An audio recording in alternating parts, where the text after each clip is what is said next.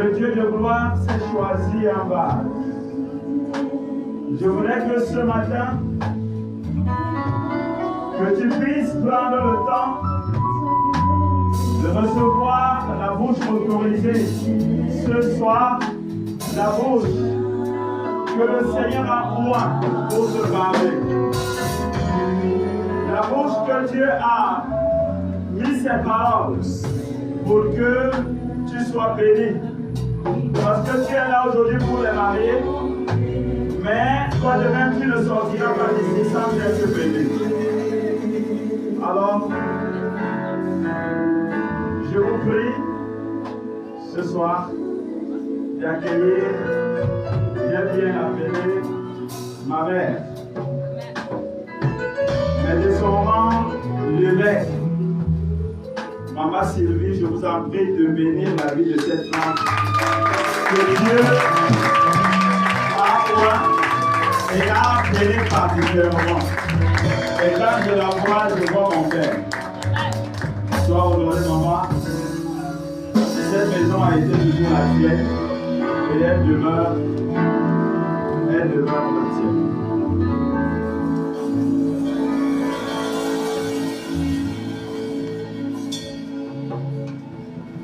Tu es Alpha et Oméga, pour ta romance, tu es digne d'être loué. Oh, tu es Alpha et Oméga.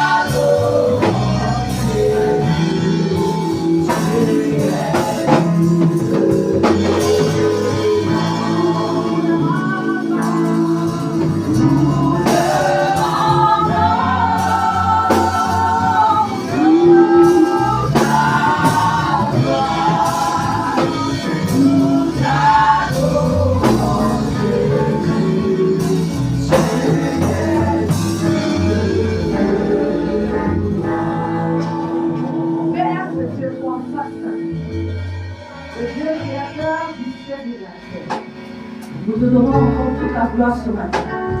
Nous te bénissons, nous te célébrons parce que tu es Dieu. Nous t'élevons ce matin au-dessus de toutes choses. Toi le divin roi, toi pour qui le règne n'a pas de fin. Merci parce qu'encore dans ta présence nous sommes ce matin. Seigneur, nous sommes venus d'avoir un sentiment de cœur. Merci parce que tu nous parleras. Merci parce que tu nous consoleras. Merci parce que tu nous feras du bien. Je voudrais me taire ce matin, Jésus, afin que c'est toi qui parles. Saint-Esprit, je merci de te manifester à ma modeste personne que je suis. Reçois la gloire et l'honneur ce matin au nom de Jésus. Nous te donnons notre acclamation ce matin. Je suis contente d'être là ce matin, mon Dieu. Cet après-midi. Ma fille de gloire, pour qui je suis et je suis ma reine. Est-ce qu'on peut acclamer très fort le Seigneur? Alléluia. Je bénis le Seigneur pour vous qui êtes là ce matin. Je rends grâce à Dieu pour mes enfants que j'ai trouvés ici. Alléluia. Je bénis le Seigneur pour vous dire que le nom du Seigneur soit glorifié. Je dis particulièrement bonjour aux doyens et à Maman Dani à côté. Alléluia. Qui sont les parrains des mariés. Est-ce qu'on peut acclamer très fort le Seigneur? Amen, amen, amen. Tu es béni, toi qui es là ce matin. Bien aimé, je n'ai pas envie d'être longue. Je vais aller dans l'essentiel et dire ce que le Seigneur m'a mis à cœur. Voyez-vous, d'autant plus que il y a tellement de divorces dans l'église. Aujourd'hui, que quand on te dit de prêcher, hé Jésus, tu me dis que je vais encore dire quoi qu'on n'a même pas entendu. Je vais encore aller leur dire quoi qu'on n'a pas prêché. Parce que plus on prêche, plus les chrétiens divorcent. Alors qu'est-ce qu'il faut faire? Est-ce qu'il faut plus prêcher? Mais nous allons continuer à prêcher. Parce que l'autre là n'est pas plus fort que nous. Alléluia. Il n'est pas plus fort que Dieu. Nous, on va continuer notre travail. On va continuer à faire ce que le Seigneur nous a demandé de faire. Et je bénis encore le Seigneur ce matin pour ta présence. Alors, le thème de mon message, ma courte parole de ce matin, c'est le bonheur conjugal est possible. Alléluia. Le bonheur conjugal est possible. Il y a quelqu'un qui vous a dit que ce n'est que dans le monde que les gens peuvent être heureux. Dans l'église aujourd'hui, nous voyons que ce sont les chrétiens qui sont les frustrés. Dans les foyers, c'est les frustrés. Dans les foyers, les femmes sont frustrées. Les hommes sont frustrés. Qu'est-ce qui amène cette frustration? Mais la parole de Dieu, ou alors je suis venu dire à quelqu'un ce matin, toi qui aspires à te marier, ou alors toi qui es déjà marié, que le bonheur conjugal est possible. Je vais entendre ton amen. Alléluia. Quand tu dis amen, tu provoques le miracle, toi qui es célibataire. Quand tu dis amen, toi qui es marié, tu fais asseoir la prophétie. Est-ce que tu as compris ça ce matin? Que le Seigneur te bénisse. Alors nous allons prendre la définition du bonheur ce matin, qui est un état du bien-être. Le bonheur, c'est un état du bien-être. Quand tu dis que tu es heureux, c'est un état du bien-être. Et je crois que c'est possible que dans ton foyer, tu vives le bien-être conjugal. C'est possible. Nous allons parcourir quelques versets bibliques. Nous allons ensemble écouter ce que le Seigneur veut dire à l'église ce matin. Est-ce que l'homme de Dieu peut reprendre la parole? Nous commençons par Genèse 2. Genèse 2, 18. Genèse chapitre 2, au verset 18, je lis au nom du Seigneur Jésus-Christ. L'Éternel Dieu dit, il n'est pas bon que l'homme soit seul. Il n'est pas bon que l'homme soit seul. Il n'est pas bon que l'homme soit seul. Je lui ferai une aide semblable à lui. Alléluia. Amen. Amen. Ça, c'est la création depuis la création. Quand Dieu a commencé à créer le monde, il a créé toutes choses. À un moment donné, Dieu, le Créateur, s'est arrêté. Il a constaté qu'il y avait un besoin. Alléluia. Il y avait un besoin. Et le besoin, c'était une femme qui devait sortir de quelqu'un quelque part. Alléluia.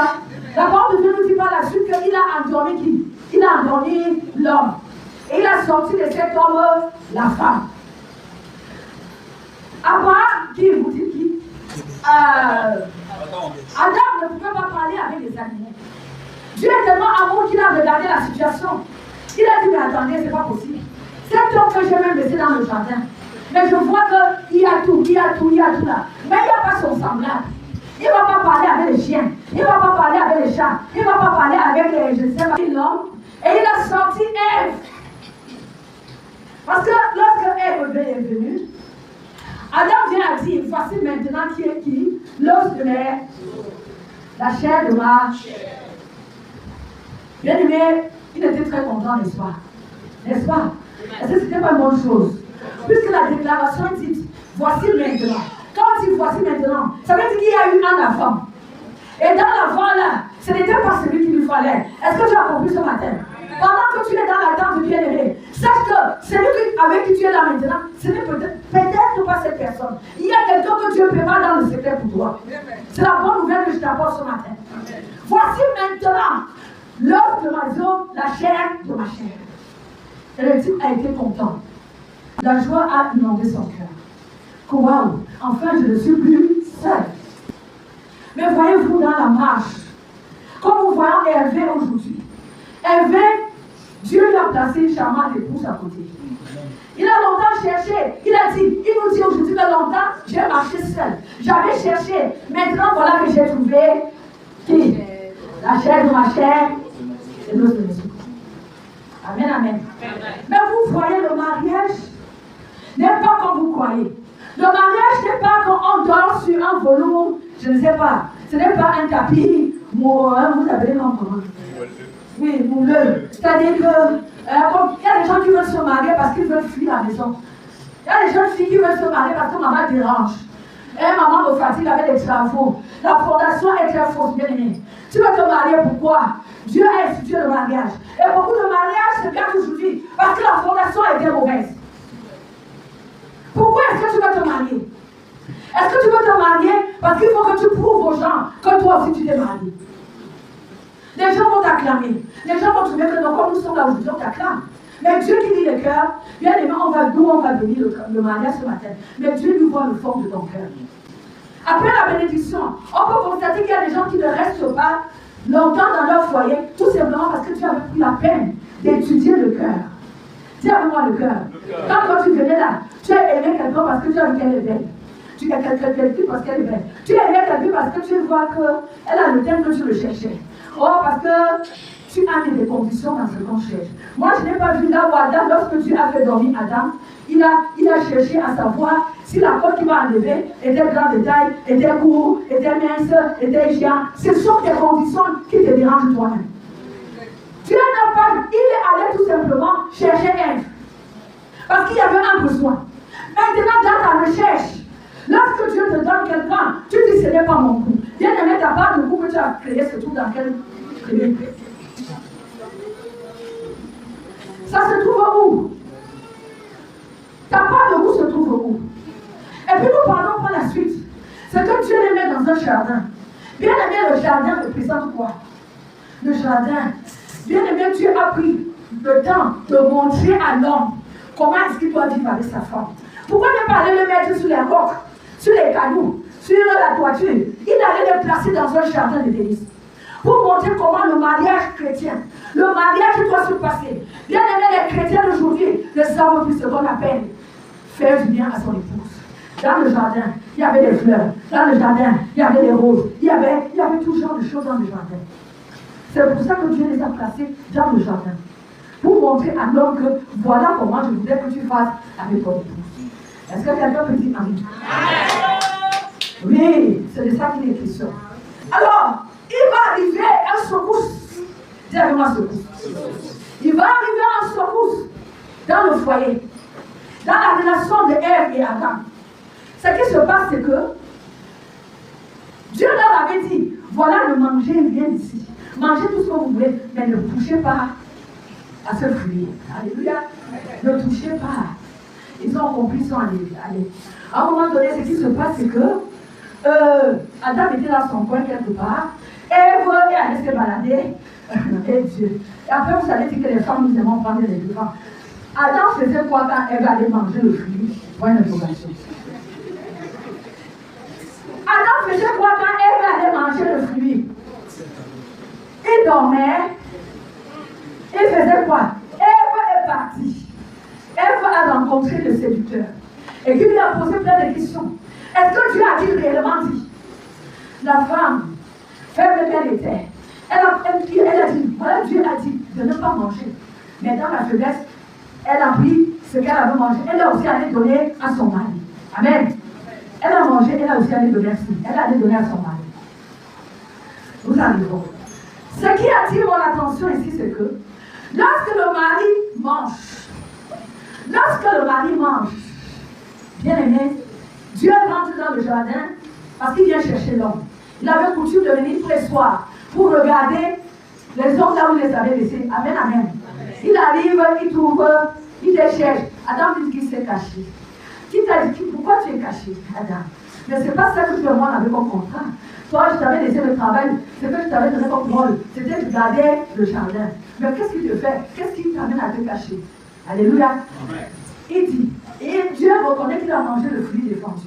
Et il lui dit, pourquoi as-tu fait cela? Au lieu que l'homme assume, apprenez à assumer les hommes. Vous êtes là? Est-ce qu'il y a des hommes ici ce matin? Vous êtes là? Au lieu que l'homme assume, il dit que c'est la femme que tu as placée à côté de moi. Elle ne s'appelle plus l'autre de mes os, la chair de ma chair. Elle s'appelle maintenant la femme que tu as placée à côté de moi. Vous allez souffrir pour avoir vos époux. Vous allez souffrir dans les jeux de la prière pour avoir vos maris. Alléluia. Et c'est ce qui se passe. Alors que dans le cas d'Adam et Ève, dans le cas d'Adam, qu'est-ce qu'il a fait? Il a tout simplement endormi Adam, Amen. Et il a soif. Il n'y a pas de complications. Maintenant, pour que tu aies une femme, tu vas gêner, tu vas pleurer, tu vas crier. Et s'il veut te trouver, il te monte dans un jeu, dans même case frère. Et tous les frères sont intéressés. Maintenant, tu ne sais même plus qui tu dois choisir. Parce qu'il a dit que comme tu l'as accusé là, lui-même il va te déranger. Donc, la première chose que je voudrais dire aux hommes ce matin, c'est que les hommes doivent assumer. Il faut assumer. L'homme marié, l'homme chef de famille doit assumer ses responsabilités. Amen. Ce n'est pas quand ça ne va pas, tu dis que c'est la femme là que tu as placée dernièrement. Dieu dit quelque part dans sa parole que l'homme est le chef de la famille. Qui a déjà lu ça? Dieu, l'homme est le chef de la famille. Bien aimé, chef ne veut pas dire que commandant, boxeur, dictateur, manipulateur. Chef veut dire que tu assumes, qu'on a dit, et tu prends tes responsabilités de père en main. Pas comme papa avait dit un jour que. Et dit que voilà, le chef de famille, comme son ami, la femme dort, il le Dieu dort. Maman va ouvrir un peu la porte là. C'est ta femme que tu envoies ouvrir la porte. Dieu dit que tu vas aimer ta femme dans la cour sacrificielle. Quand on a sonné à 4h du matin là, c'est toi donc qui vas affronter la porte là. Ce n'est pas ta femme qui va l'affronter. Tu n'es pas chef pour rien, tu n'es pas chef seulement pour dire que je veux que tu me le fasses cette fille, je veux porter tel pantalon aujourd'hui. Tu sais, je suis au-dessus de toi, tu es chef aussi parce que tu dois affronter les problèmes, les situations difficiles qui viennent s'imposer dans votre famille, dans votre folie. Est-ce que tu as compris? Amen. Est-ce que tu... Alléluia. Amen. Lorsque nous prenons la deuxième lecture, que le Seigneur bénisse les hommes. Beaucoup. Genèse chapitre 2, au verset 24, il est écrit: c'est pourquoi l'homme quittera son père et sa mère et s'attachera à sa femme, et ils deviendront une seule chair. C'est pourquoi quoi? C'est pourquoi l'homme quittera son père et sa mère et s'attachera à sa femme, et ils deviendront une seule chair. Je te demande, qu'est-ce qui se passe aujourd'hui? Que quand tu as un fils, il va épouser la fille de quelqu'un. Toi, tu es dit, on a dit que l'homme quittera. Dieu, les paroles que Dieu donne dans la parole de Dieu, il veille sur tout. Il n'y a pas une erreur dans ce qu'il dit. Je me serais attendu qu'il dise que la femme quittera son père et sa mère pour s'attacher à son mari. Mais là, il dit que c'est l'homme qui doit quitter. Bien aimé, l'homme doit quitter parce que vous, les hommes, vous vous détachez facilement de vos parents, de vos mamans. Détachez-vous. Laissez les enfants s'épanouir dans leur foyer. Il faut que l'homme quitte. Bien aimé, un homme qui est marié et qui continue à rester sous les joues de sa maman, il n'est pas un homme, il n'est pas mature. Il n'est pas mature. C'est encore un enfant à qui il faut donner du lait. C'est un garçon. Laissez tranquille. Les mamans qui sont ici là, les mamans qui sont là, si vous êtes des belles-mères, à partir d'aujourd'hui là, laissez les enfants là partir. Laissez-les partir. Laissez-les partir. Il n'y a pas la domination dans leur couple. Aucune décision ne peut être prise sans qu'on ne te demande. Mais ce n'est pas toi, le Saint-Esprit. Ce n'est pas toi, le Père. Ce n'est pas toi, Jésus. Vous avez compris? Quitter ne veut pas dire abandonne tes parents. Quitter veut dire que tu laisses les enfants comme ils sont là se marier tranquilles. Ils ont leur projet là. C'est entre eux deux dans la chambre. S'ils veulent te mettre dedans, gloire à Dieu. S'ils ne veulent pas, laisse-les tranquilles. Laisse-les tranquilles. C'est de ça qu'il est. Prends un autre verset avec moi, fils. On va continuer. On finit la fin. Il faut quitter. C'est qu'il faut quitter. Quitte. Matthieu chapitre 19, au verset 5, je lis au nom du Seigneur. C'est pourquoi l'homme quittera son père et sa mère, s'attachera à sa femme, et les deux deviendront une seule chair. Ainsi, ils ne sont plus deux, mais ils sont une seule chair. Que l'on donc ne sépare pas ce que Dieu a joint. Eh Seigneur, Père, que personne ne sépare ce que Dieu a uni. Toi qui la connais, que l'enfant vient te poser un problème, tu peux, est-ce que tu peux quitter d'abord, viens ici à la maison. Ne sépare pas. Ce qui va se passer ici ce matin est très fort. C'est très spirituel. Alléluia. C'est comme, et puis vous les enfants là, c'est comme si regardez chez vous pour chercher le pasteur. On ne cherche pas le pasteur quand ça a pourri. On cherche le pasteur quand on voit que ça ne va pas. Et quand on n'a pas, avant d'arriver chez le pasteur, quand vous avez fini le pasteur, ça n'a pas marché, vous avez les parrains.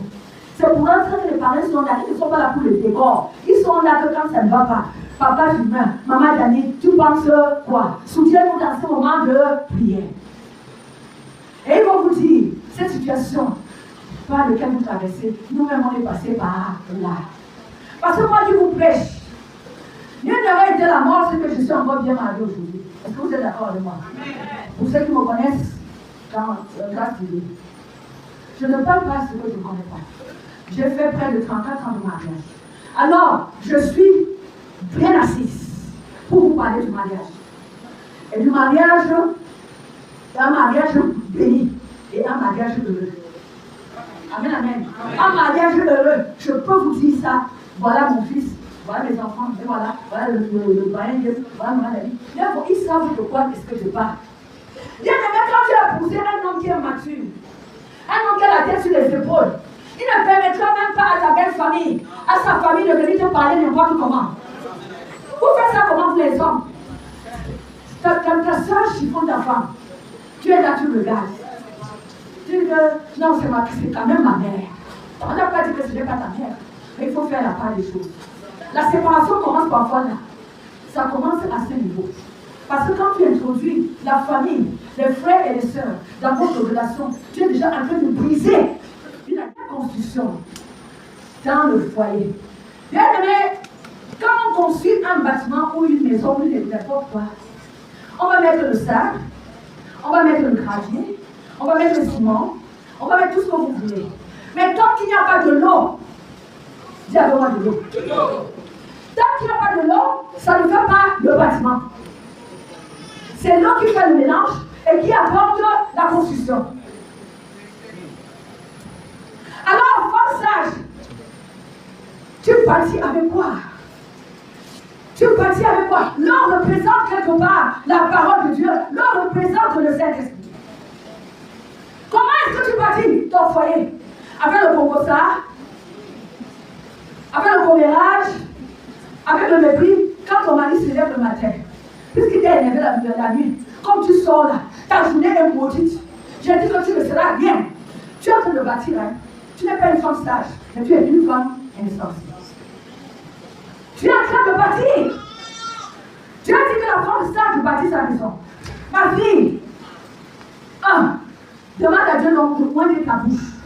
Parce que c'est toi qui bâtis ton couple. Quand une parole qui sort de ta bouche, ce soit des paroles bénies. Même si tu es fâché, comment? Dieu s'est esprit que je veux fermer ma bouche. Parce que ta bouche a l'onction. Ta bouche véhicule la puissance. Ta bouche véhicule l'autorité. Ta bouche a un pouvoir. Ce que tu peux dire sur Hervé, ça peut réussir. Et ça peut même marcher. Nous avons vu les femmes, lorsqu'elles maudissent leur mari, ça fait comme un gentil. Si tu dis à ton mari que tu ne seras rien, il ne sera rien. J'ai dit souvent, tu dis que, comment tu dis, regarde-moi un chien comme ça. Bon, il est chien, ok. Il est chien, d'accord. Après quelques heures, quand vous vous retrouvez dans le moment de prière, tu fais comment pour embrasser le chien? Tu vas prier que tu as dit que c'est un chien. Tu fais comment pour embrasser l'animal? Puisque tu l'as déjà traité de chien, tu lui as déjà donné tous les dons de poisson. Bien aimé, faisons attention de bouche. Une femme, tu es bénie, tu es une femme, ta bouche est ouette. Ta bouche est ouette. Et les paroles qui vont sortir de ta bouche doivent être une parole qui énerve cet homme. Quand il s'élève le matin pour aller au travail, tu l'embrasses, tu le serres. Je ne vais pas ça, les gens voient ça comme le film. Hein. Vous regardez une nouvelle là, vous le comprenez bien. Chaque jour, vous êtes devant une nouvelle as. apprenez bien l'amour de la lesbienne. On enseigne là-bas comment on doit s'aimer. Comment il faut faire avec sa femme. Comment il faut faire. Quand l'homme sort le matin, je dis, ça va, ta journée soit bien. Alors, je te fais un câlin. Je te fais un câlin ici, un câlin là, un câlin fort. Maman, la vie fait tout. Hé, Dieu! Maman, filme. C'est une là à côté là. Moi, je ne suis pas moi d'accord. Elle doit te faire les câlins le matin quand tu sors. Il n'y a pas de vieillesse dans le mariage. Il n'y en a pas. Il n'y a pas que, bon, c'est parce qu'on a dit donc il y a des enfants. Quand c'est le temps des enfants, mettez-les dans leur chambre. C'est quoi? Il a besoin de la chaleur. Il a besoin des câlins. Un femme sage. Et puis vous les femmes là, c'est la mode. Quand on veut te dire que bon, est-ce qu'on peut oublier si tu es fatigué? Chaque jour tu es fatigué. Tu es allé en mariage pour être fatigué. Oh, est-ce que vous entendez? Qui t'a envoyé en mariage? Tu es allé te fatiguer en mariage. La Bible dit que le corps de l'homme appartient à qui? Et le corps de la femme appartient à son mari. Ça veut dire que même si tu es à la cuisine, ils doivent faire comment? Tu obéis. Tu obéis. Tu obéis. Il n'y a pas que tu veux jouer le spirituel. Bien aimé, vous êtes trop spirituel, donc il ne faut pas être spirituel.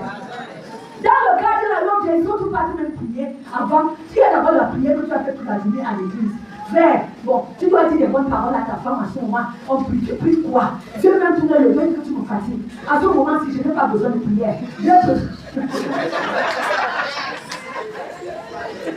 à ce moment, si ce n'est pas la prière que je veux, vous avez quelque chose à faire.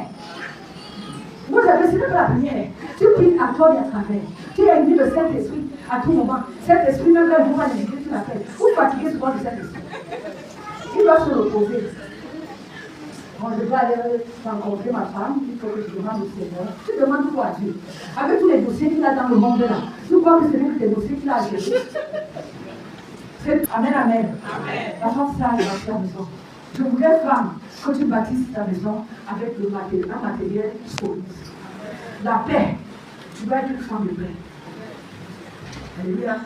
Une femme qui fait du bien à ton mari. Pas pour un temps, mais à chaque moment. C'est pour ça que j'ai dit que ce n'est pas que quand ton cœur dit, que tu dis que oui, bon, chérie, je suis là. À tout moment, à tout moment, à tout moment et à tout temps. Voilà. Tu dois le faire bien. Bâtis ta maison. Je vais chuter avec quelque chose. Surtout de mettre Jésus au centre de votre relation. De votre mariage. Amen. Jésus doit être la troisième cause dans votre mariage. Si Jésus est dans votre mariage, il est impossible que vous fassiez le naufrage. Alléluia. Les hommes peuvent se tromper, mais Jésus ne se trompera jamais. Il va te montrer le chemin qu'il faut pour que ton mariage, tu vives le bonheur dans ton mariage. Donc, ne vendez pas vos foyers des dons. Le mariage chrétien est devenu aujourd'hui pour ceux qui sont des pasteurs. Ah, dès que tu sors de l'église, c'est la maison. Vous mangez, vous regardez la télé, quelle monotonie. Vous dormez, et c'est la même chose chaque jour. Rien ne change. Le problème de l'église, ton ténor déjà accablé que tu n'as plus le temps pour ton épouse. Bien aimé, c'est des choses qui détruisent le mariage. Ça détruit le mariage. Apprenez à donner. On n'a pas dit d'avoir des millions pour faire plaisir à ton épouse. Même en un mois, sortez, allez prendre un vin quelque part, en amoureux. Le jour où tu as su le faire, c'est le jour où tu as dragué. Dis-moi que tu as compris.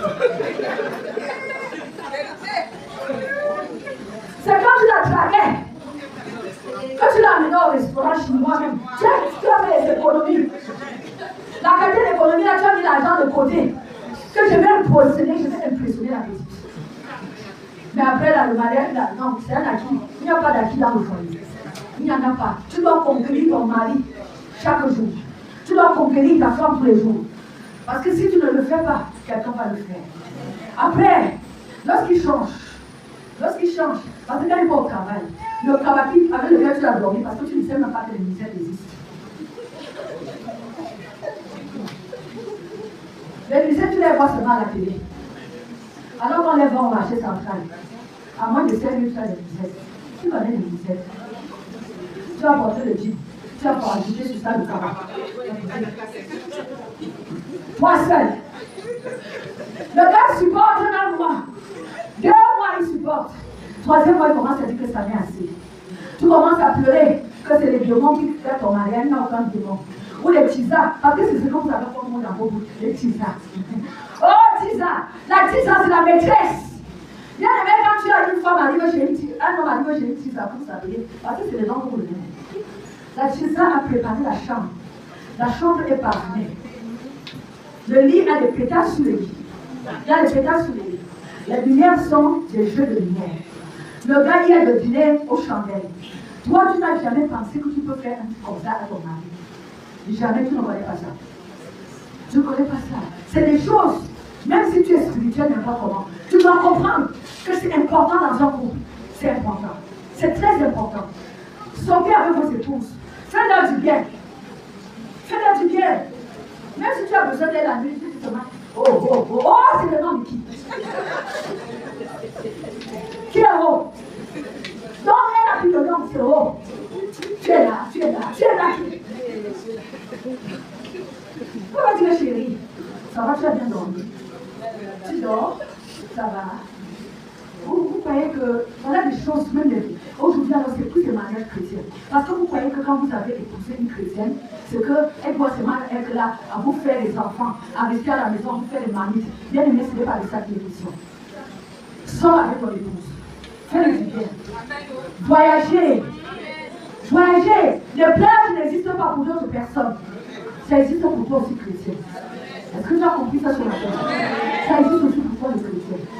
Faites-vous plaisir. Faites-vous plaisir. Je ne sais pas si j'ai bien dit quelque chose, mais je ne pense pas alors que je termine et je clôture en disant que c'est possible d'avoir un mariage heureux. Et l'autre clé, c'est la communication. Il y a des hommes qui ne communiquent jamais avec leur femme. Tu ne parles pas. Tu es là. C'est la femme qui pense à toi. La communication, c'est la communication qui a apporté le problème dans le jardin. Parce que si elle vient aller dire à Adam que papa, là où tu vois ici, là, il y a une situation comme ça qui va s'opposer, Adam allait dire fais attention. Mais il n'y a pas eu de communication.